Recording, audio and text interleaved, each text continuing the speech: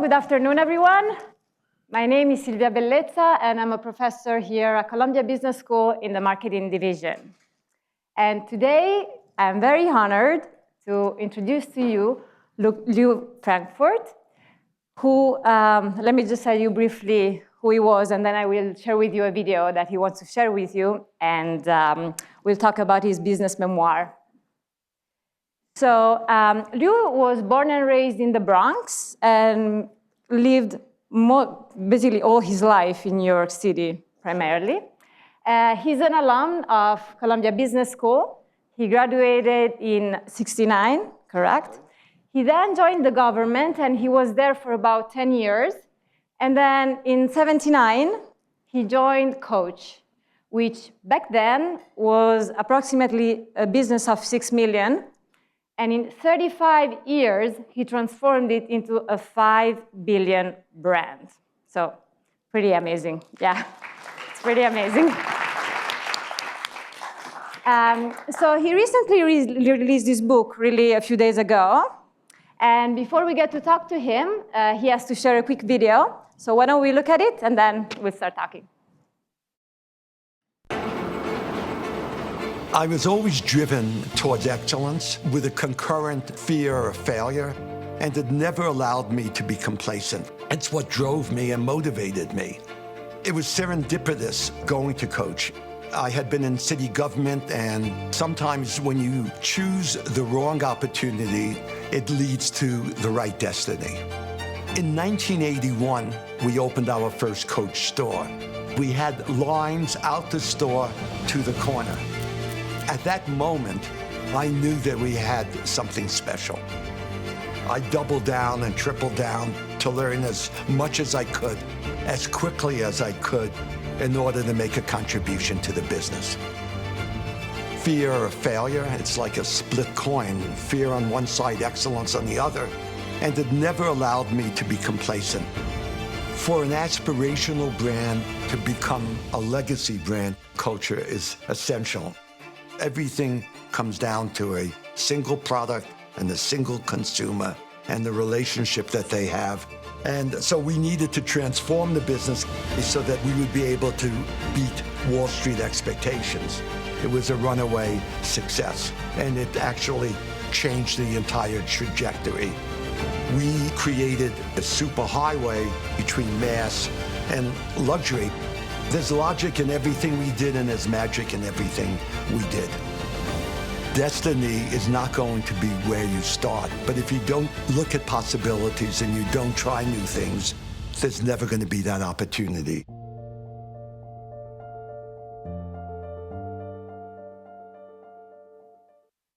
All right. First of all, thank you very much for joining us, Lew.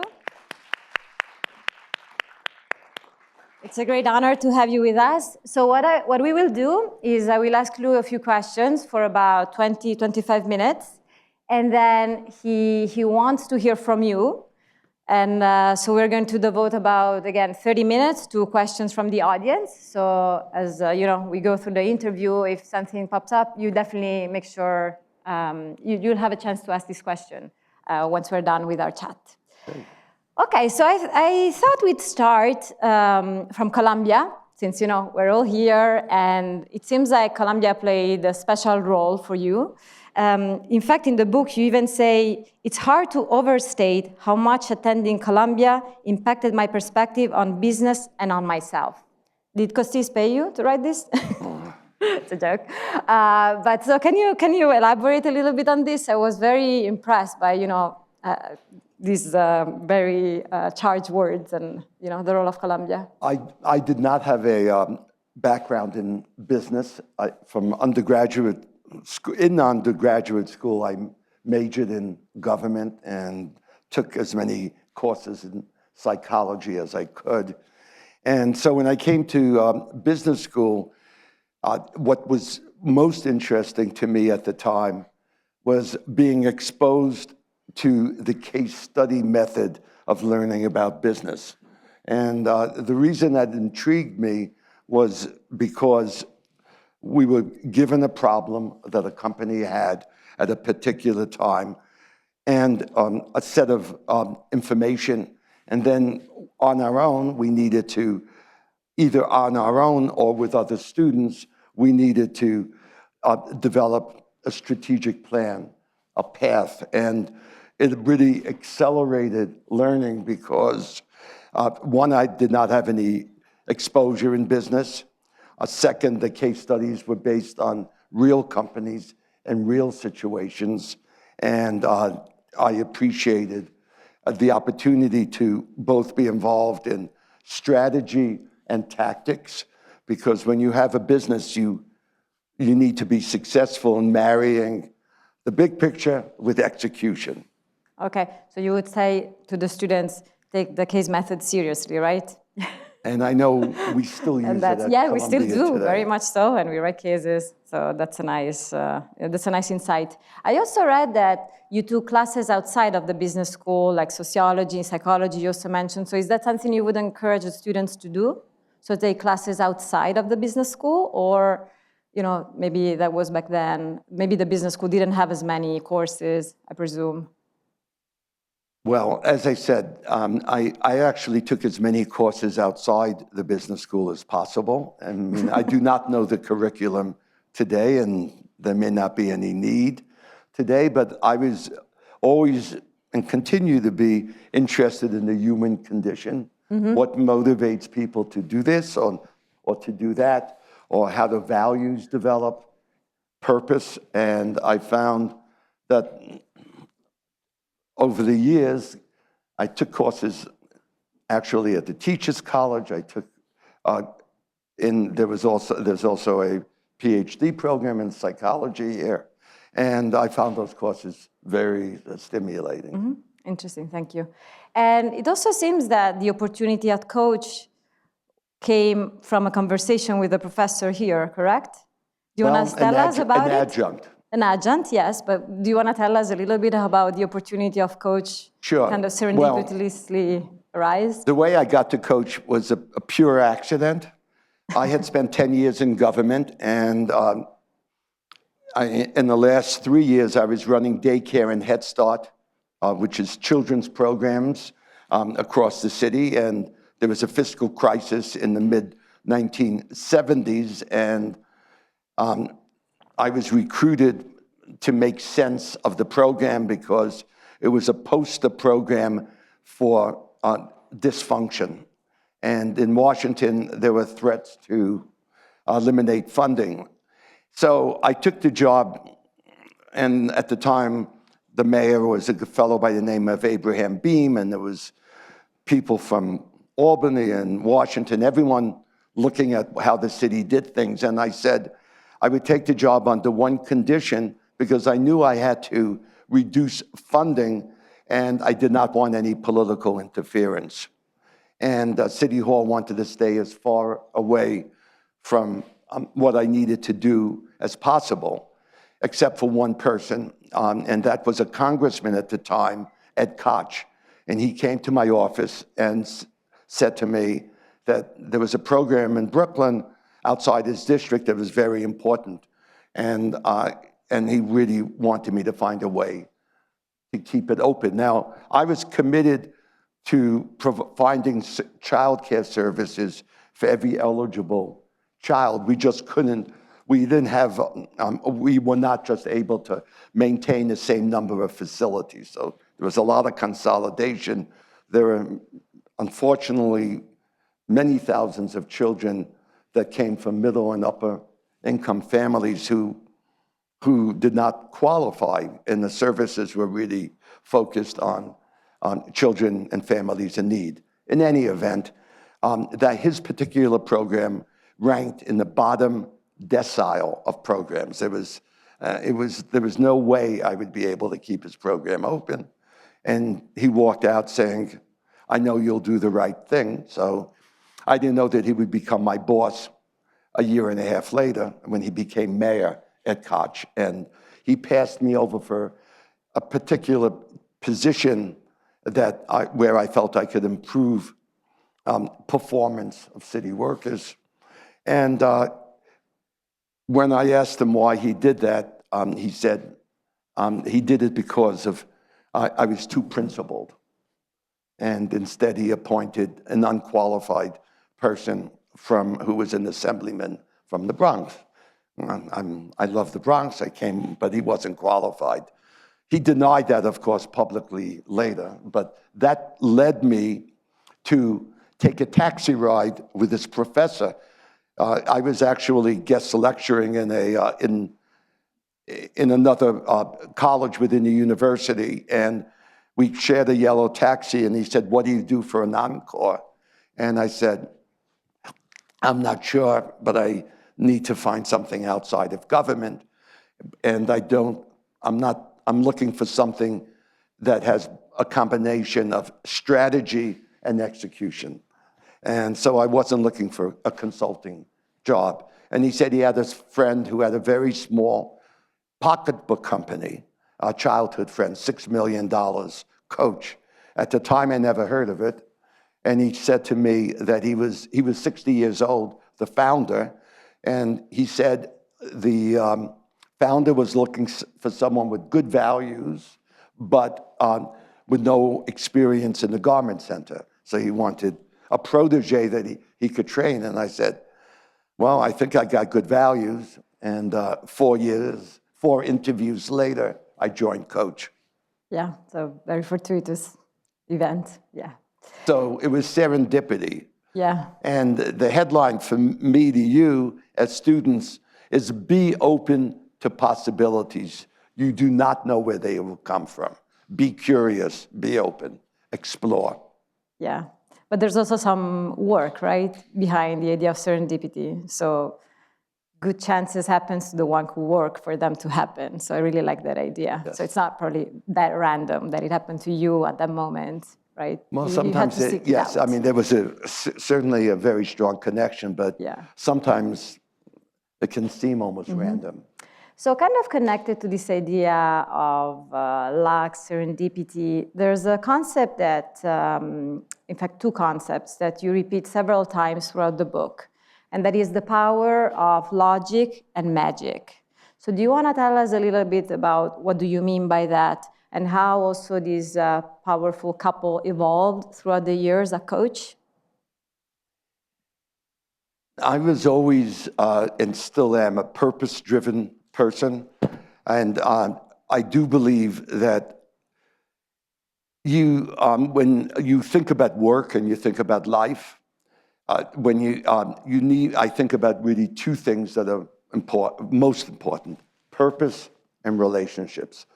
So in government, I felt I was at service to the children and families in daycare. So when I went to Coach, I felt I was in service of the customers.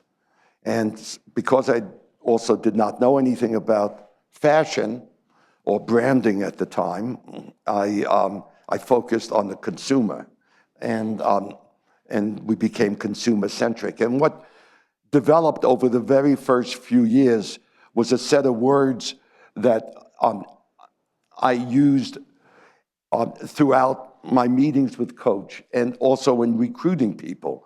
So on the magic side, you need to have belief, which means you need to believe in what you're doing, purpose. And the second is you need to have imagination. You need to think about things that do not exist today that might be able to exist in the future. You also need what we call immersive curiosity. You need to really be curious forever. Learn, learn, learn. You also need to, on the magic side, you need to follow your instincts, of course, as well. And on the logic side, when we think of logic, I think of things such as data analytics, metrics, collaboration. Also, I think of a value which is thinking of the greater good. I always were attracted, and when we recruited team, it was very important that anyone who joined Coach had a sense of belief in what we were doing and a sense of purpose, and recognize that back then there were no use of computers. It was barely available. I did not, when employees told me, I typed in an email and sent it to someone else. And I said, what happened? They don't know. And I would say, you didn't do your job. You're all part of a 360 organization. And of course, in the digital age, there's software galore that informs everyone. Mm-hmm. So Absolutely. when we talk about magic, there's logic and there's magic and logic.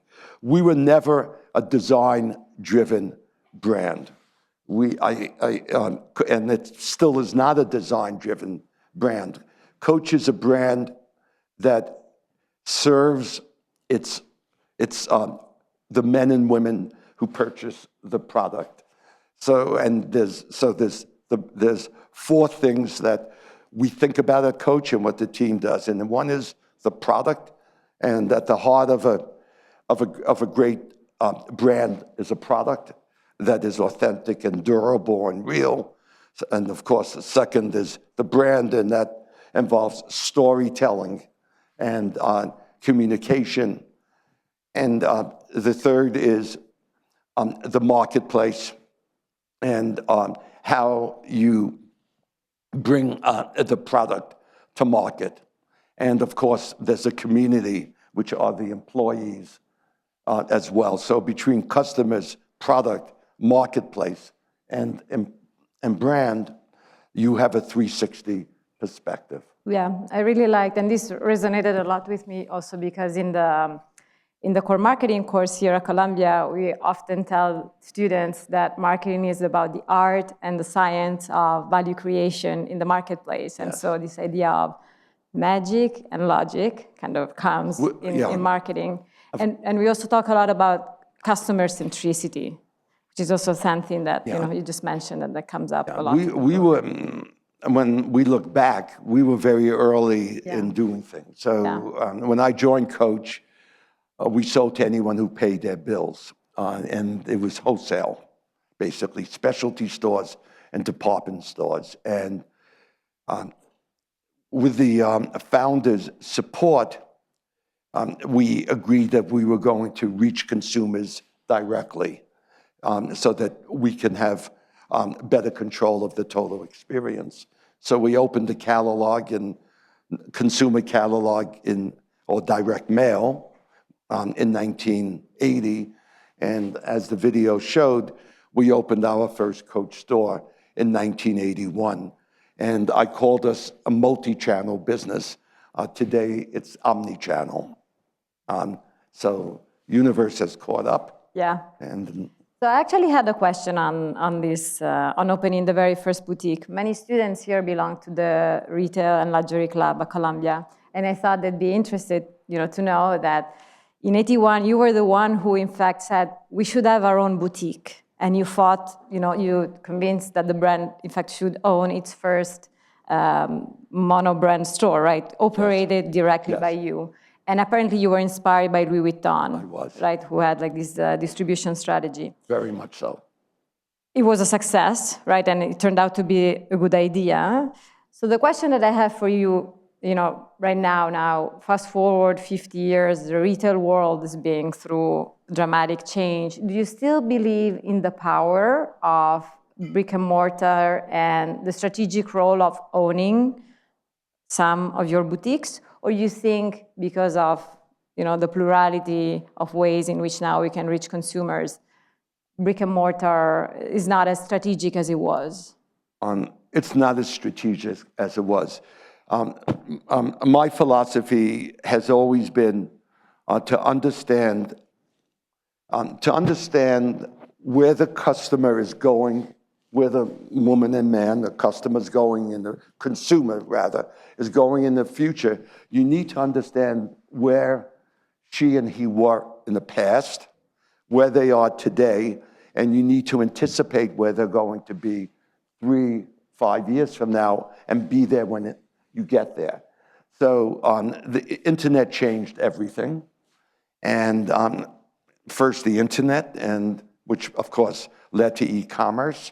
And now with social media, it has changed things even further. So Coach today really focuses on Gen Z. And Gen Z, there's a lot I can say about Gen Z, but from a headline perspective, Gen Z is focused on there's a cultural aspect and there's a value aspect. And when we talk about both, what we think about is that Gen Z is agnostic about where they buy things. They want to buy things quickly if they want, and they want to buy it, whether it's YouTube, TikTok, a physical store, e-commerce, an outlet store, an airport. They want to buy product when they see the product or believe in it. And today, social media influences Gen Z probably more than anything else. So you need to really adapt to culture and society. And I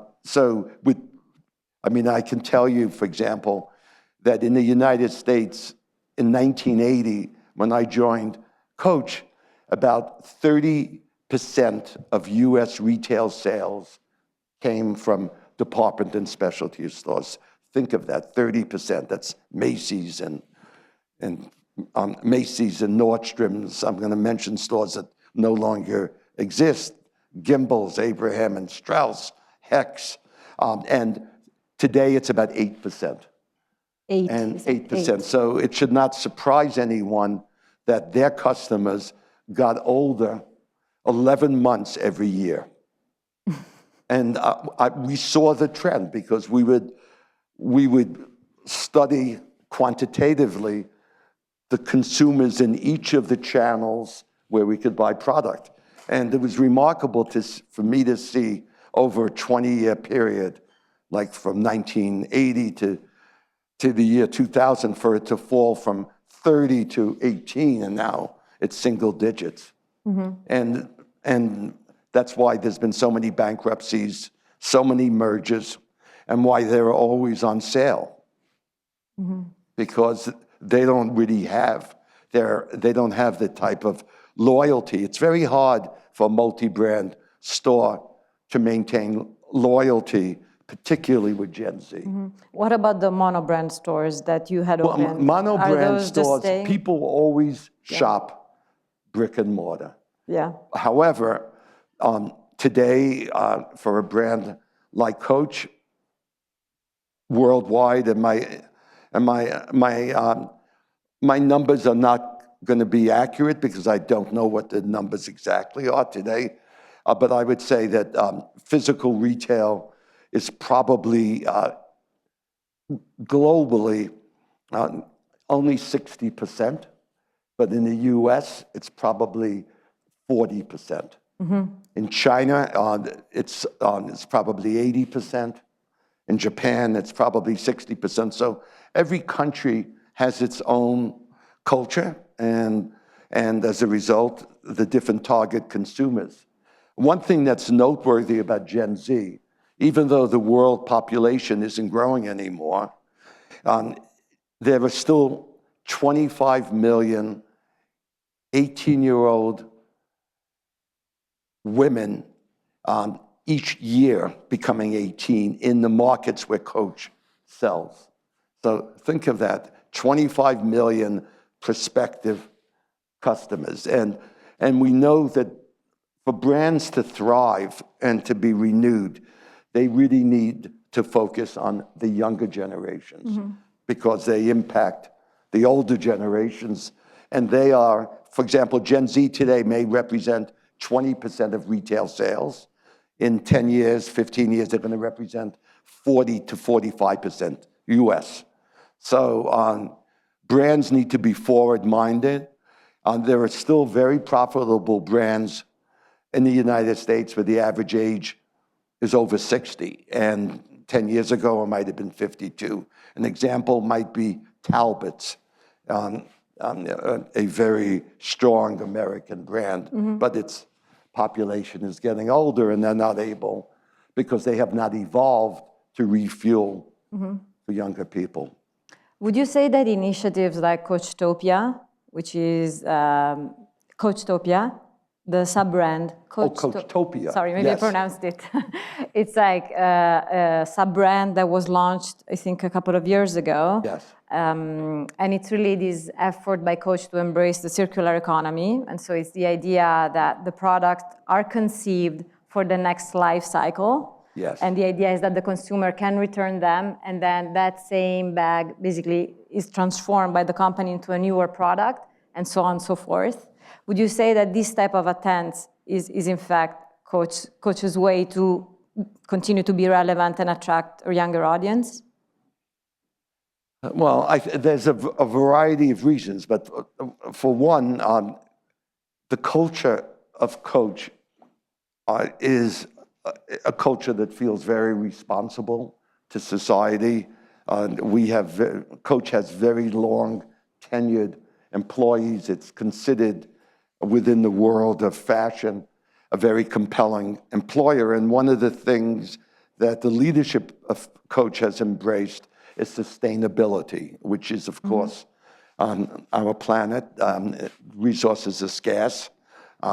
There is global warming, notwithstanding what the President of the United States might say this today. He could wake up tomorrow and say, there is global warming. But for now, this is not meant to be political, but I couldn't help but get that in. The reality, though, is that Coachtopia is a sub-brand within Coach that really focuses on reusing materials. And we have some of the most creative designers, and we invite customers to sketch, to come in and provide design. And some of our best-selling product was inspired by sustainable materials. Also, young people are looking, young people shop high and low. Young people are looking for authenticity. They're looking for products that they can really believe in. And because Coach uses a natural leather with a patina that it gets better over time, so it's under Todd Kahn, who's CEO, and Stuart Viva's leadership,